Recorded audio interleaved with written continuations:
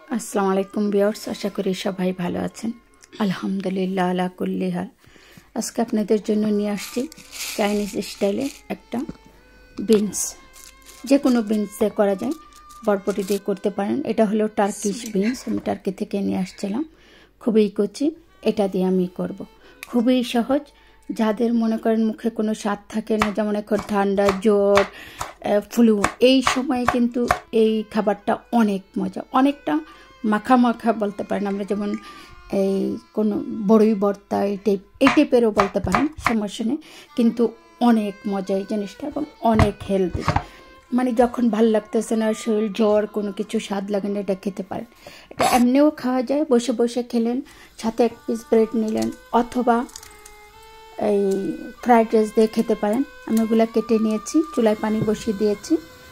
এখন আমি চুলার মধ্যে দিয়ে দিব হলো পানির মধ্যে আর একটু অলিভ অয়েল, আপনার চাইলে সাদা তেলও দিতে পারেন, কোনো সমস্যা নেই। দিয়ে আমি বিনসটাকে দিয়ে 50% সিদ্ধ করব। দেওয়ার পরে শুধু একটা বলকটা উঠবে, তারপরেই আমি এটা কিন্তু নামিয়ে নিব একদম বরফ ঠান্ডা পানিতে 50%। যদি আপনারা মানে ক্রাঞ্চি না চান, তাহলে আরেকটু সিদ্ধ করতে পারেন। আমার কাছে ক্রাঞ্চিটা খুব ভালো লাগে, আমি আমার মতো করে করব। যদিও এটা চাইনিজ, কিন্তু আমি আমার ওয়েতে করব। আমি যেভাবে খেতে স্বাচ্ছন্দ্য বোধ করি সেভাবে আমি যে তুলে নিচ্ছি একদম বরফ ঠান্ডা পানিতে, দেখতে পাচ্ছেন, যাতে করে কালারটা ঠিক থাকে আর হলো যে এটা মানে বেশি কুক হয়ে না যায়। আমি দিয়ে দিলাম হলো অলিভ অয়েল আর সেসামি অয়েল। চাইনিজ রান্নায় তিলের তেল ছাড়া যদি রান্না করা হয়, অরিজিনাল ফ্লেভারটাই আসে না। এই জন্য সবসময় চেষ্টা করবেন যে একটু তেলটা দেওয়ার জন্য, তেলটা দেওয়ার জন্য। এটা হলো ওয়েস্টার সস, এটার মধ্যে অবশ্যই দিতে চেষ্টা করবেন সয়া সসটা, কিন্তু ডার্কটা না, যেটা লাইট সেটা দিতে। আমার ঘরে এটা নাই, সেজন্য আমি ডার্কটাই দিচ্ছি। আর এটা হলো গার্লিক, যেটা মানে শুকনা, মানে সুজির মতো, ওইটা দিয়ে দিলাম। এটা আমি আবার রসুনের ফ্লেভারটা খুব পছন্দ করি, সেজন্য আমি 1.5 চা চামচ দিলাম। এটা হলো ডার্ক সয়া সস, ঘরে আমার লাইট সয়া সস নাই, সেজন্য সেটা দিলাম। তবে আপনারা চেষ্টা করবেন লাইটটা দেওয়ার জন্য।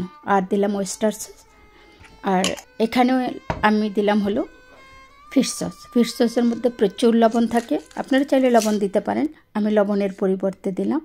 আর এই যেটা তিল, আমি কিছুটা তিল দিয়ে দিলাম। আমার এই তিলটা সাদা না, মানে একটু বাদামি বাদামি। আর হলো দেওয়া হয়ে গেল। এখন আমি ভালো করে মিক্স করে নিব। তবে আপনাদের কাছে রিকোয়েস্ট থাকবে, আপনারা লাইট সয়া সসটা দিতে চেষ্টা করবেন, তাহলে কিন্তু কালারটা খুব সুন্দর থাকে। আমি এটা দেওয়ার পরে কিন্তু আমার কালারটা একটু হজবরলা হয়ে গেছে। আমি তেলটা গরম করে একদম ফুটিয়ে নিয়েছি, সরাসরি দিলাম না, যদি কাঁচারিটা ফেটে যাওয়ার কথা না, যেটা যেহেতু ওভেন প্রুফ। তারপরও এখন দিয়ে আমি এটার মধ্যে মানে বিনসের উপরে দিয়ে দিলাম, মেখে নিব। আপনারা চাইলে কিন্তু ফিশ সস স্কিপ করতে পারেন, আর গোলমরিচ কিন্তু অবশ্যই দিবেন।